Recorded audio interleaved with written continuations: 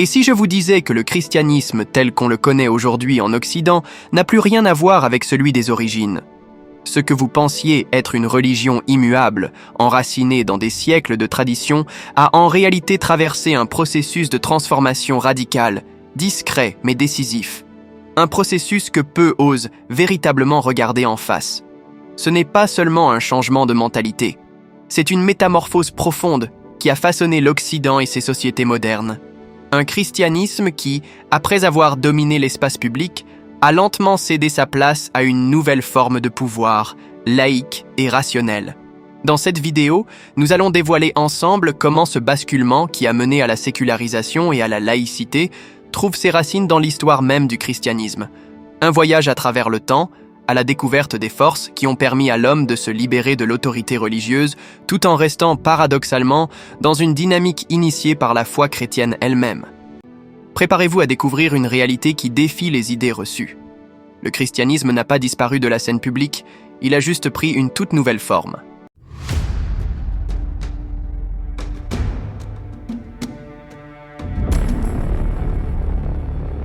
Les images que vous verrez dans cette vidéo sont des illustrations symboliques utilisées uniquement pour faciliter la compréhension de certaines idées ou récits. Elles ne représentent en aucun cas les prophètes, les compagnons, ni les pieux prédécesseurs. Conformément à la sunna authentique, il est interdit en islam de représenter ces figures nobles, que ce soit par des dessins, des images ou toute autre forme visuelle. Nous demandons à Allah de nous guider, de nous pardonner et de nous préserver du blâmable.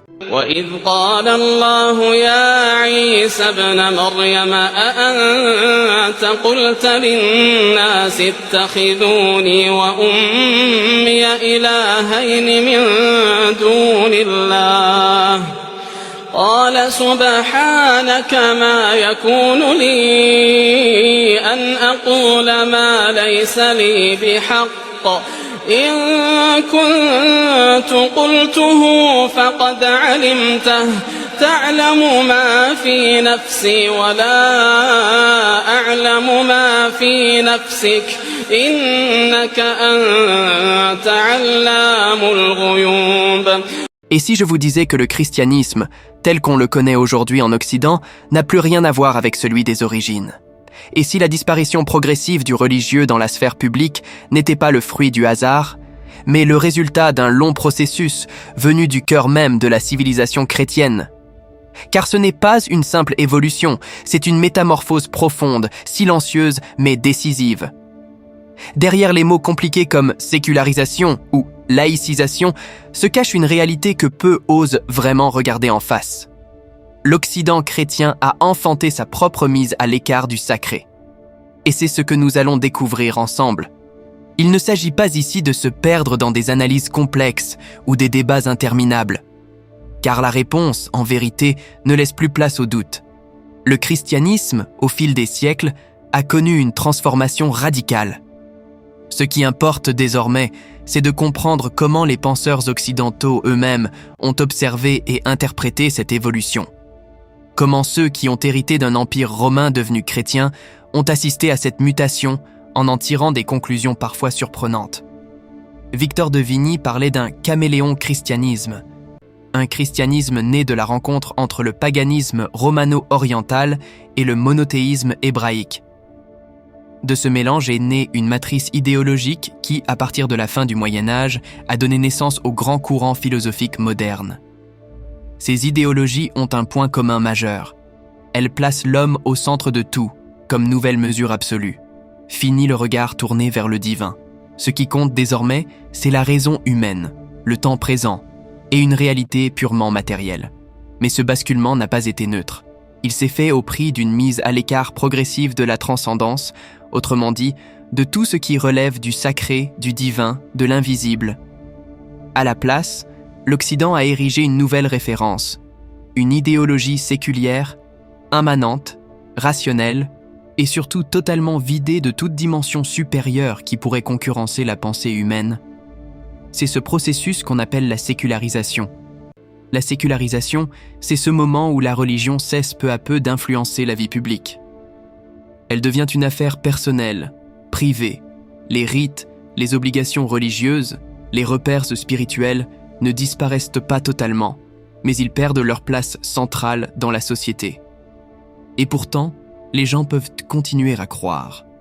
Ce n'est pas l'athéisme, c'est plutôt une foi qui ne structure plus la vie collective. La religion ne dicte plus les lois, les mœurs, ni les grandes orientations de la société. C'est un phénomène que beaucoup de chercheurs relient à la modernité occidentale. Jean Bobéro, spécialiste de ces questions, explique que la sécularisation implique une perte progressive de l'influence des univers religieux sur la culture, les normes et donc sur les individus eux-mêmes. Mais ce processus ne s'arrête pas là. Il franchit un cap avec ce qu'on appelle la laïcisation. Là, on n'est plus dans un changement culturel progressif. On est face à une décision politique, une volonté claire et assumée, celle de réduire la place du religieux dans la société à travers des lois, des institutions, des règles. L'objectif est clair, confiner la religion à la sphère privée. Ce n'est plus seulement une conséquence de l'évolution des mentalités, c'est une stratégie organisée. Micheline Milot, chercheuse québécoise, résume très bien ce phénomène. Elle explique que la laïcisation, dans les sociétés pluralistes, impose une mise à distance institutionnelle de la religion dans le cadre de l'organisation politique. Cette distance est encadrée par des lois, traduites dans les institutions, et devient un pilier de la régulation sociale. Alors, sécularisation ou laïcisation, peu importe le terme que l'on choisit, une chose est sûre, leurs racines sont profondément ancrées dans l'histoire chrétienne de l'Occident. Et cela, même les chercheurs les plus neutres et objectifs le reconnaissent. Contrairement à certains discours politiques ou médiatiques, souvent biaisés, la communauté scientifique, elle, n'a plus vraiment de doute. C'est bien du sein du christianisme lui-même qu'est née cette dynamique qui a mené à sa propre marginalisation dans l'espace public. Mais ce que peu de gens réalisent, c'est que derrière cette rupture apparente entre religion et modernité se cache en réalité une continuité surprenante. ما قلت لهم إلا ما أمرتني به أن اعبدوا الله ربي وربكم وكنت عليهم شهيدا ما دمت فيهم فلما توفيتني كنت أنت الرقيب عليهم وأنت على كل شيء شهيد. Beaucoup pensent donc que la sécularisation et la laïcité sont des phénomènes modernes totalement détachés de la religion. Pourtant, une analyse plus fine montre que ces transformations prennent racine dans le christianisme lui-même. Oui, contrairement à ce que l'on croit souvent, la sécularisation n'est pas simplement une révolte contre la religion. Elle est aussi, et peut-être surtout, une conséquence interne au christianisme. Le sociologue François-André Isambert parle même de sécularisation interne du christianisme. Pour lui, certains éléments du christianisme ont contribué, de l'intérieur, à une évolution politique et sociale qui a permis à l'homme de se libérer de l'autorité religieuse. Plus précisément, il s'agit de s'affranchir de l'autorité temporelle et politique de l'Église tout en laissant intacte la dimension religieuse ou spirituelle. Une dissociation qui marque profondément l'histoire de l'Occident. Dès le début du XXe siècle, cette idée est défendue par plusieurs penseurs. Le théologien Friedrich Gogarten, par exemple, a souligné l'importance de la Bible dans l'émergence de ce phénomène. Pour lui, la sécularisation ne représente pas une disparition de la religion, mais plutôt un processus religieux lui-même, une manière par laquelle l'homme se libère tout en restant dans une dynamique initiée par la religion. Certains sociologues, comme Jean-Pierre Sironneau, vont jusqu'à dire que la sécularisation est l'accomplissement du christianisme. Selon eux, il ne s'agit pas d'un rejet de la religion, mais d'un prolongement logique du judéo-christianisme. D'autres chercheurs y voient une déformation du message chrétien originel, mais ils reconnaissent malgré tout que cette transformation reste ancrée dans la matrice chrétienne. Jean-Claude Monod résume cette idée de manière percutante. Le monde moderne n'est pas post-chrétien. Il est un monde chrétien sécularisé. Et cette sécularisation a ouvert la voie à la laïcité. En effet, il serait impossible de comprendre la laïcité moderne sans revenir à ce processus profond. La laïcisation n'est pas un phénomène qui surgit de nulle part. Elle découle directement de la sécularisation. Et fait intéressant, C'est dans les pays de tradition catholique, plus encore que dans les pays protestants, que ce mouvement s'est affirmé avec force. C'est pourquoi certains chercheurs affirment que la laïcité est l'ultime étape de la sécularisation. D'ailleurs, l'origine même du mot « laïque » vient du vocabulaire des clercs chrétiens. Autrement dit, ce sont les termes de l'Église qui ont servi à nommer ce qui allait plus tard s'émanciper d'elle. Encore plus frappant, les premières théories politiques laïques ont été formulées par des religieux chrétiens.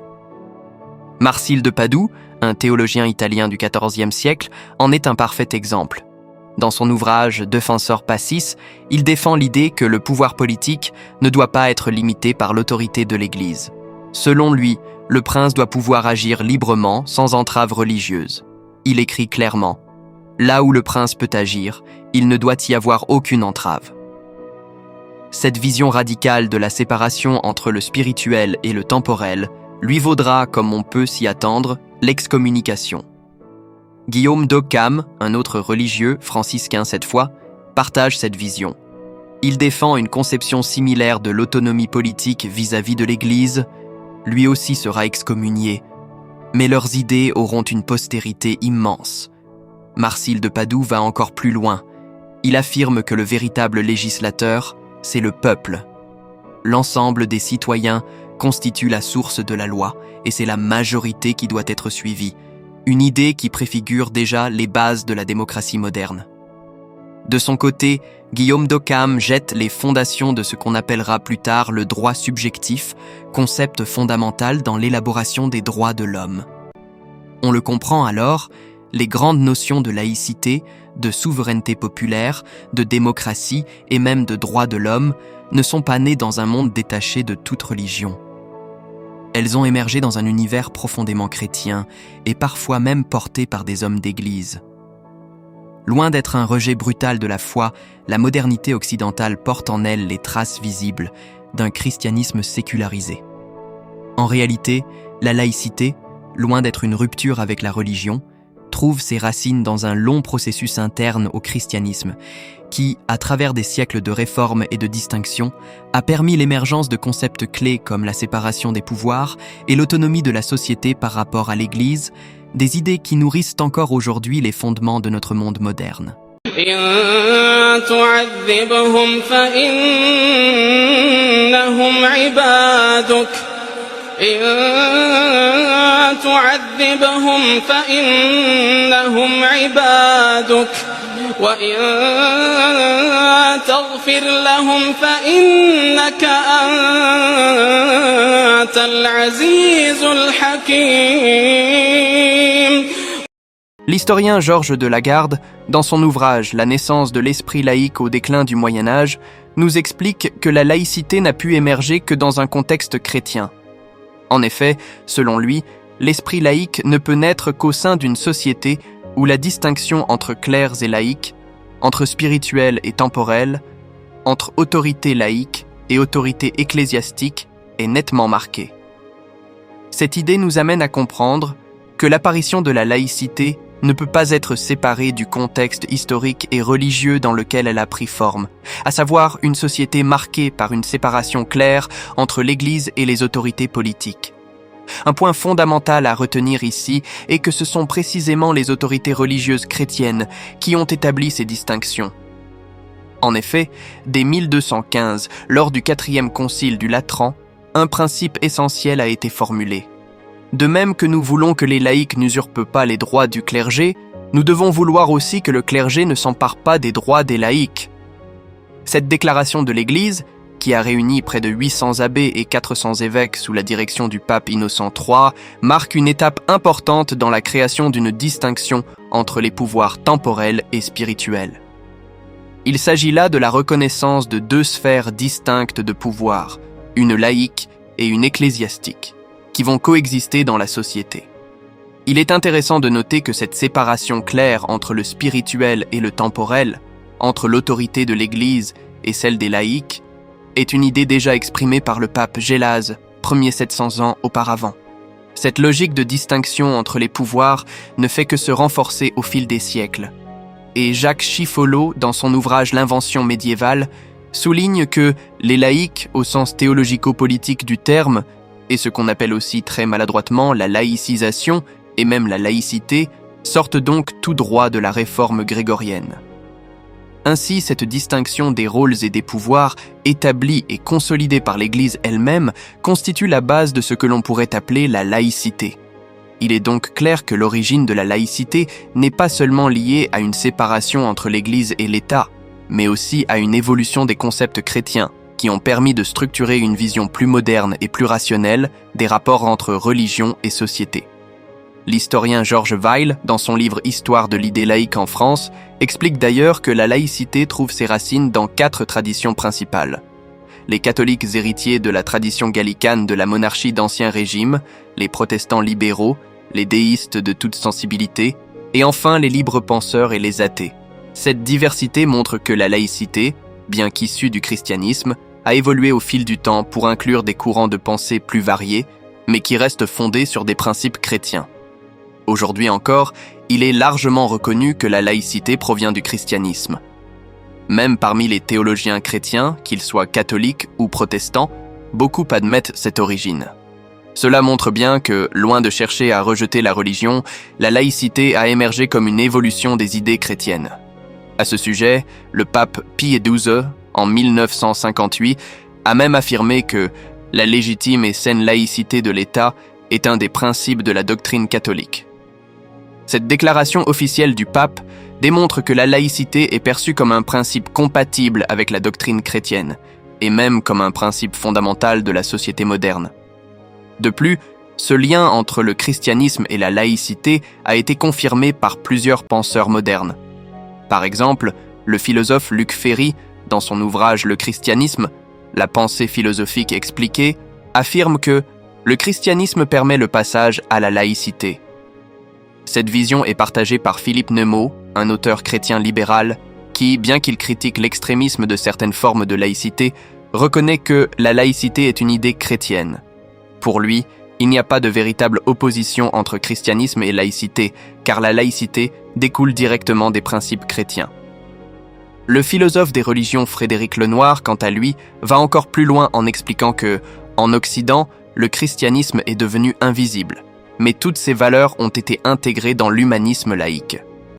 Cela signifie que les valeurs fondamentales du christianisme, telles que l'égalité, la liberté et la dignité humaine, ont été absorbées par l'humanisme laïque, qui en est devenu le porteur dans le monde moderne. Ces réflexions ne sont pas nouvelles. Dès le XVIIIe siècle, des penseurs comme Turgot, ancien ministre de Louis XVI, reconnaissaient déjà que le christianisme avait apporté de grands bienfaits à la civilisation, et notamment en éclairant et en diffusant la religion naturelle, c'est-à-dire une religion conforme à la raison humaine, débarrassée des superstitions. Turgot pensait que cette religion naturelle allait devenir une forme de spiritualité plus rationnelle et plus laïque, s'éloignant des dogmes et des croyances religieuses traditionnelles. Cette évolution des idées chrétiennes allait favoriser la naissance de la laïcité telle que nous la connaissons aujourd'hui. Ainsi, loin d'être une simple opposition à la religion, la laïcité est un prolongement naturel des idées chrétiennes, qui ont évolué pour permettre la séparation des pouvoirs et l'émergence d'une société plus ouverte et plus rationnelle. En fin de compte, cette évolution a permis de structurer une société moderne qui se base sur des principes démocratiques et égalitaires, tout en restant profondément marquée par son héritage chrétien. La laïcité, telle que nous la comprenons aujourd'hui, est donc le fruit d'une longue évolution historique, où le christianisme a joué un rôle fondamental dans sa naissance. ومنهم أميون لا يعلمون الكتاب إلا أماني وإن هم إلا يظنون فويل للذين يكتبون الكتاب بأيديهم ثم يقولون هذا من عند الله ليشتروا به ثمنا قليلا فويل لهم مما كتبت أيديهم وويل لهم مما يكسبون. En réalité, cette transformation profonde des concepts chrétiens en valeurs laïques n'est pas un phénomène récent, mais bien un processus qui s'est intensifié au fil des siècles, façonnant peu à peu les principes fondamentaux de notre société moderne et de la démocratie telle que nous la connaissons aujourd'hui. Depuis 2 siècles, nous avons procédé à une transformation profonde des grands concepts chrétiens dans un langage laïque et séculier. Luc Ferry, philosophe et ex-ministre, est catégorique à ce sujet. Depuis 2 siècles, nous retraduisons tous les grands concepts de la religion chrétienne dans les catégories de la laïcité. Il va même plus loin en affirmant que la Déclaration des droits de l'homme n'aurait été impensable sans l'idée chrétienne préalable d'une humanité une. En d'autres termes, les principes chrétiens d'égalité et de fraternité ont façonné les valeurs fondamentales de la société moderne. Frédéric Lenoir, quant à lui, renforce cette idée en soulignant que l'avènement de la laïcité et des droits de l'homme, tel qu'il a eu lieu au XVIe, XVIIe et XVIIIe siècle, ne s'est pas fait sans l'influence des enseignements chrétiens. Il évoque une influence implicite ou explicite au message originel des évangiles. Toutefois, Lenoir fait une erreur lorsqu'il affirme que ce processus s'est réalisé contre la volonté des clercs. En réalité, de nombreux membres du clergé ont été impliqués dans cette évolution et ont même soutenu ce mouvement de transformation des concepts chrétiens en principes laïques. Cela nous amène à un phénomène historique fondamental, celui de la retraduction idéologique. De nombreux auteurs ont expliqué que, bien que les principes philosophiques de la chrétienté soient restés les mêmes, leur langage a été complètement transformé. De l'expression transcendante, religieuse et chrétienne, on est passé à un langage profane, séculier, terrestre et mondain.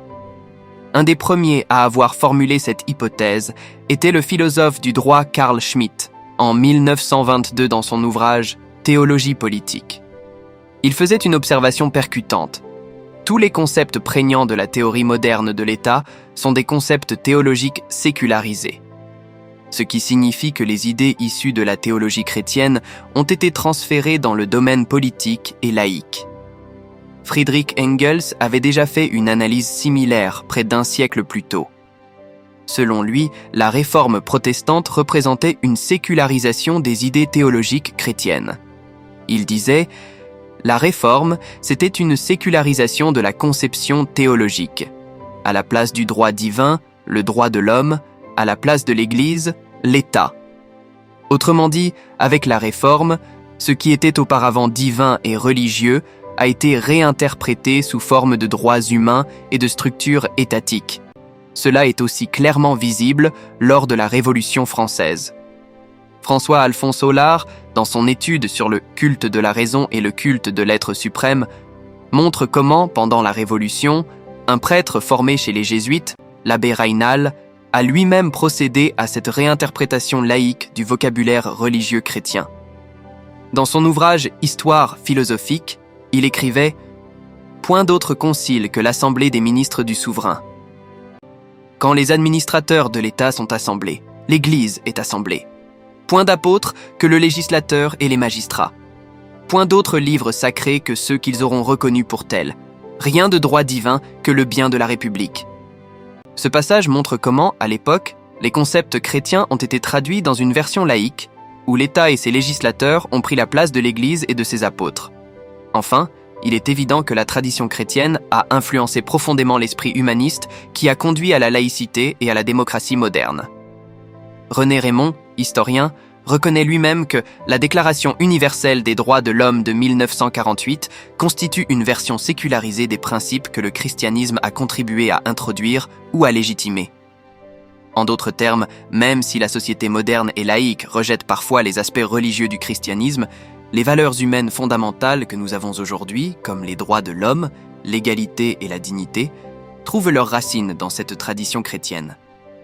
Ainsi, du christianisme à la laïcité, la transformation idéologique n'a cessé de façonner nos sociétés modernes avec des philosophes et intellectuels qui, chacun à leur manière, ont mis en lumière l'influence profonde de cette tradition chrétienne sur la démocratie et la séparation de l'Église et de l'État.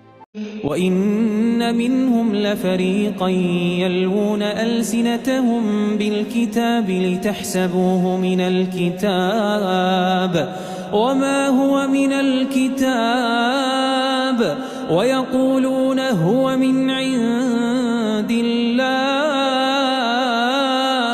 وَمَا هُوَ مِنْ عِنْدِ اللَّهِ ويقولون على الله الكذب وهم يعلمون.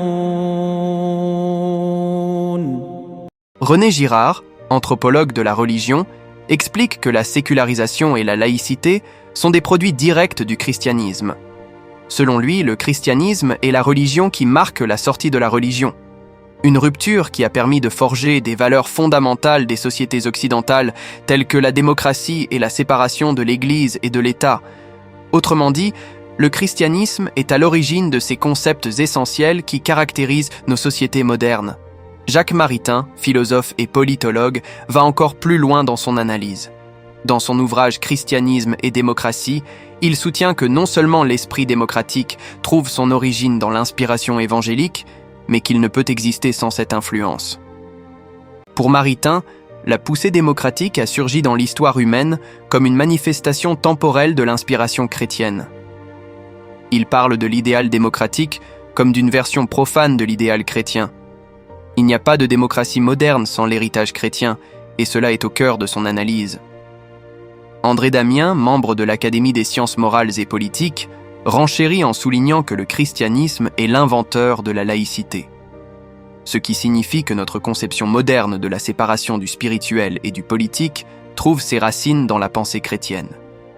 Selon lui, en raison de la vision chrétienne de l'homme comme une créature divine, où Dieu lui-même s'est fait homme, il est impossible de considérer l'homme simplement comme un rouage dans une machine sociale. Cela donne une dimension sacrée à l'individu qui est au cœur de la notion de laïcité. Ce lien entre le christianisme et la laïcité n'est pas une coïncidence. Le passage idéologique entre christianisme et démocratie laïque s'est facilité par une étape humaniste, rendant cette transition presque naturelle. Guy Coq, philosophe, explique qu'il existe une relation forte entre le progrès vers la modernité démocratique et l'évolution vers la laïcité, grâce à ce qu'il appelle le dualisme chrétien. Ce dualisme illustré par la théorie des deux glaives, où la célèbre phrase « Rendez à César ce qui est à César » est un principe fondamental qui permet de comprendre comment la modernité démocratique s'est construite autour de la séparation de l'Église et de l'État. Toutefois, bien que de nombreux intellectuels essaient de démontrer que l'islam et la laïcité peuvent être compatibles, cette vision historique néglige un élément central. La laïcité républicaine est exclusivement chrétienne. Ferdinand Buisson, républicain et chrétien protestant convaincu, en a fait une affirmation très claire. La religion de Jésus est la religion de chaque citoyen républicain. Cette affirmation ne fait pas l'unanimité aujourd'hui, mais elle met en lumière la dimension chrétienne de notre république laïque. Autrement dit, pour être un bon citoyen républicain, il faut avoir intériorisé les dogmes et l'histoire chrétienne, car c'est à partir de cet héritage spirituel que les transformations politiques et sociales ont été possibles. Ce qui peut choquer dans cette analyse, c'est qu'elle nous oblige à reconnaître que, malgré les évolutions historiques, le christianisme a façonné la démocratie moderne de manière irréversible. Comme le souligne Luc Ferry, même aujourd'hui, nous voyons à quel point les civilisations qui n'ont pas connu le christianisme rencontrent des difficultés majeures pour instaurer des régimes démocratiques. Cela ne signifie pas qu'il n'y a pas de démocratie ailleurs, mais il est évident que les fondements de la démocratie moderne reposent largement sur l'héritage chrétien. Ce n'est pas un hasard si, en dépit des tentatives de certains intellectuels d'ignorer cette réalité, la révolution séculière a inconsciemment intégré les principes chrétiens. Ce processus a pris des formes variées, mais à chaque étape, les concepts chrétiens se sont adaptés aux évolutions sociales et politiques. Par exemple, l'adage « Vox populi, vox Dei », la voix du peuple et la voix de Dieu, qui à l'origine était une simple mesure dans le processus de canonisation des saints, a fini par devenir un principe politique central. Ce principe a été utilisé pour justifier la souveraineté populaire, un concept fondamental dans les démocraties modernes. Cependant, ce principe a aussi eu des conséquences. À mesure que la voix du peuple a pris le pas sur la voix de Dieu et que ce principe s'est popularisé, il est devenu un instrument puissant pour justifier la légitimité de l'autorité populaire. L'idée a alors évolué, et dans une société de plus en plus matérialiste, Dieu a été progressivement écarté des sphères politiques. Vox populi est devenu synonyme de souveraineté populaire, et Dieu, l'entité suprême, a disparu de la scène politique. Cette évolution a culminé dans ce que l'on connaît aujourd'hui comme la démocratie laïque. Un système où la souveraineté appartient au peuple, mais où l'idée même de Dieu transcendant et immatériel a été complètement effacée. Ce processus de sécularisation a trouvé sa pleine expression dans des sociétés comme la France, où l'idée de démocratie maçonnique est devenue l'aboutissement logique de ce cheminement. La fin du Moyen Âge, suivie de la Renaissance, de la Réforme et des Lumières, a consolidé ces transformations. Ce mouvement a abouti à une démocratie laïque qui se veut sans référence divine, mais qui reste cependant profondément marquée par les principes et la philosophie chrétienne. ما كان لبشر أن يؤتيه الله الكتاب والحكم والنبوة ثم يقول للناس كونوا عبادا لي من دون الله ولكن كونوا ربانيين بما كنتم تعلمون الكتاب وبما كنتم تدرسون ولا يأمركم أن تتخذوا الملائكة والنبيين أربابا أيأمركم بالكفر بعد إذ أنتم مسلمون. Ce que nous venons de voir bouleverse bien des idées reçues.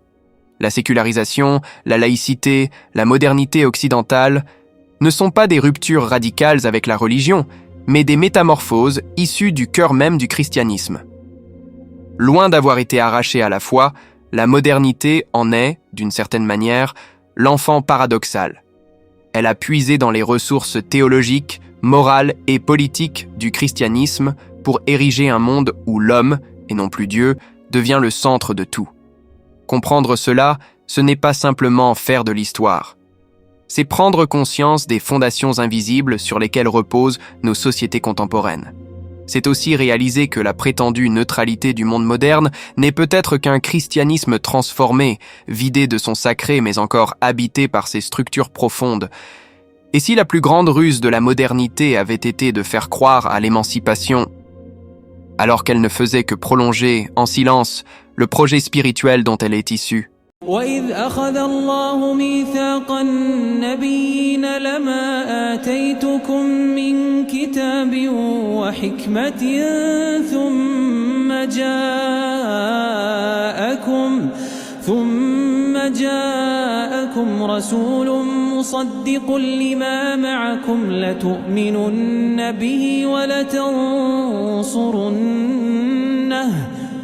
قال أأقررتم وأخذتم على ذلكم إصري قالوا أقررنا قال فاشهدوا وأنا معكم من الشاهدين فمن تولى بعد ذلك فأولئك هم الفاسقون أفغير دين الله يبغون وله أسلم من في السماوات والأرض طوعا